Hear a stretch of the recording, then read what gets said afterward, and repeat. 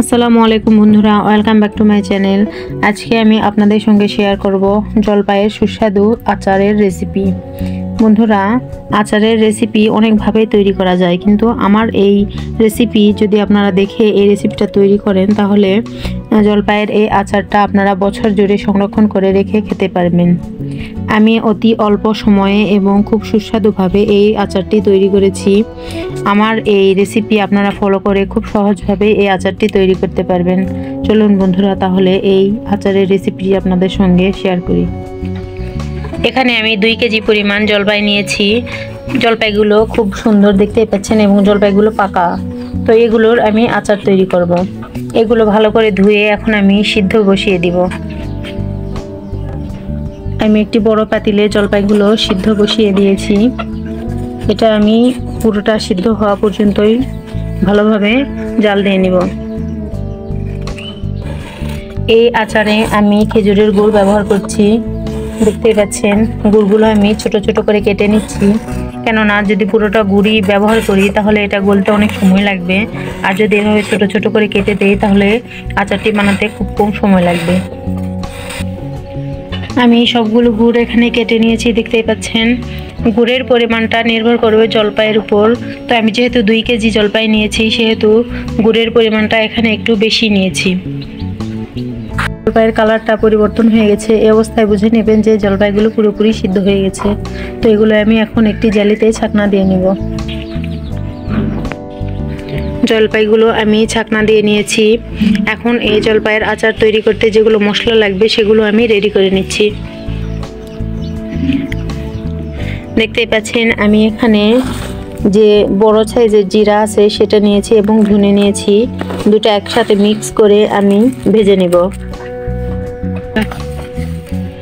আমি খুব অল্প হিটে এগুলো ভেজে নিচ্ছি। খুব বেশি হিট দেওয়া যাবে না, কারণ একবারে এগুলো পুড়ে যাবে। ধীরে ধীরে আমি এগুলো ভেজে নিচ্ছি। দেখতে পাচ্ছেন এগুলো ভাজা হয়ে গেছে। এগুলো এখন আমি নামিয়ে নিচ্ছি। এর মধ্যে এখন আমি দিয়ে দিচ্ছি, আমি এখন যে ছোট সাইজের যে জিরাটা থাকে, যেটা সব সময় বিভিন্ন তরকারিতে ব্যবহার করা হয়, সেই জিরাটা এখন আলাদা করে ভেজে নিচ্ছি। যেগুলো উপাদান আমি আচারে ব্যবহার করব প্রত্যেকটাই আলাদা আলাদাভাবে ভেজে নিতে হবে।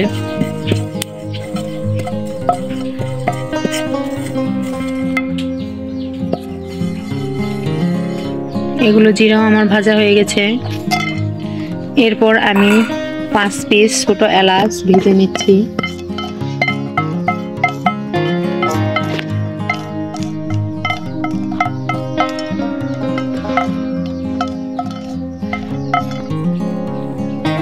এখন আমি পরিমাণ মতো লবণ ভেজে নিচ্ছি।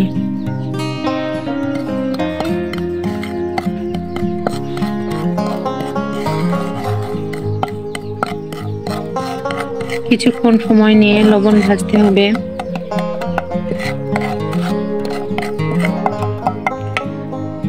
লবণগুলো ভাজা হয়ে গেছে, আমি এগুলো নামিয়ে নিচ্ছি। এরপর আমি প্যানে দিয়ে দিয়েছি শুকনা মরিচ, এগুলো আমি ভেজে নেব। এখন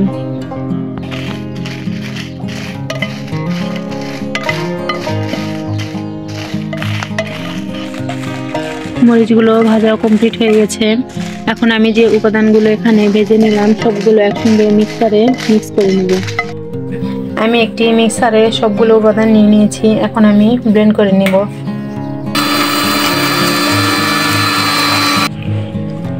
আমি সব মশলা এখানে ব্লেন্ড করে নিয়েছি। তো চলুন বন্ধুরা, এখন আমি আচারটি বানাই। আমি আচার তৈরি করার জন্য একটি কড়াই বসিয়ে দিয়েছি। এখানে আমি একটু বেশি পরিমাণে সরিষার তেল ব্যবহার করছি। তেল হালকা গরম হয়ে গেছে, এর মধ্যে আমি 5 ফোড়ন দিয়ে দিলাম। এর সঙ্গে আমি গোটা দারচিনি এবং 2টো তেজপাতা দিয়ে দিচ্ছি। যেহেতু আমি এই আচারটি গুড় দিয়ে তৈরি করব, এর মধ্যে আমি প্রথমে গুড় দিয়ে দিচ্ছি। গুড়ের পরিমাণটা আপনারা নির্ধারণ করবেন জলপাইয়ের উপর। যে পরিমাণ জলপাই নেবেন তার অনুপাতে গুড় এখানে ব্যবহার করবেন। গুড়গুলো আমি ভালোভাবে গলিয়ে নিব।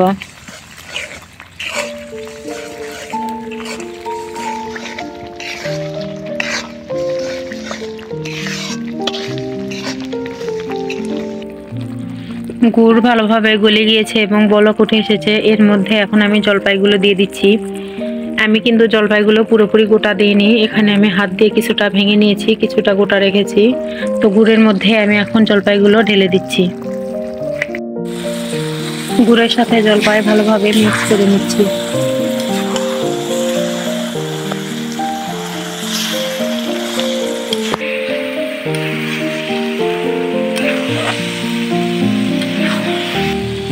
কিছুক্ষণ নেড়ে চেড়ে এর মধ্যে এখন আমি হলুদ গুঁড়ো এবং মরিচের গুঁড়ো দিয়ে দিচ্ছি। হলুদ গুঁড়ো এবং মরিচের গুঁড়ো ব্যবহার করলে আচারের যে কালারটা সেটা ভালো আসে। আপনারা চাইলে মরিচের গুঁড়োটা স্কিপও করতে পারবেন। এই অবস্থায় খুব ভালোভাবে নেড়েচেড়ে এগুলো মিক্স করে নিতে হবে।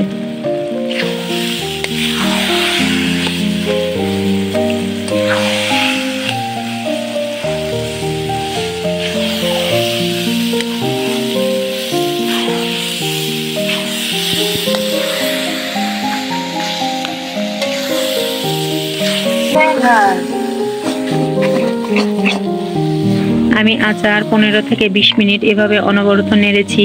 দেখতেই পাচ্ছেন কালারটা খুব সুন্দর চলে এসেছে।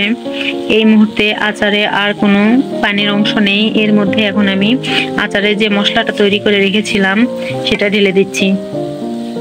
এখন এই মশলাটি খুব ভালোভাবে আচারের সঙ্গে মিক্স করে নিব। আচারের স্বাদ নির্ভর করে এই মশলার উপরই। যত বেশি ভালোভাবে এই মশলাটি মিক্স হবে আচারের স্বাদ তত বেশি বৃদ্ধি পাবে।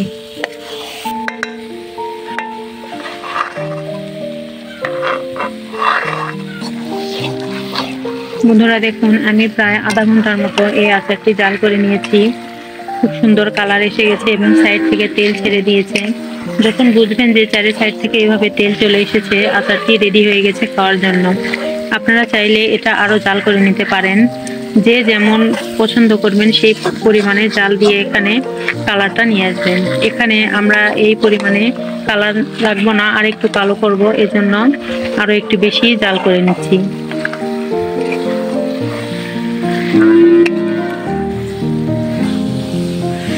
দেখতে পাচ্ছেন বন্ধুরা আচারের কালারটা কতটা কালচে এসে গেছে। এই অবস্থাতেই আমি এখন আচারটি নামিয়ে নিব।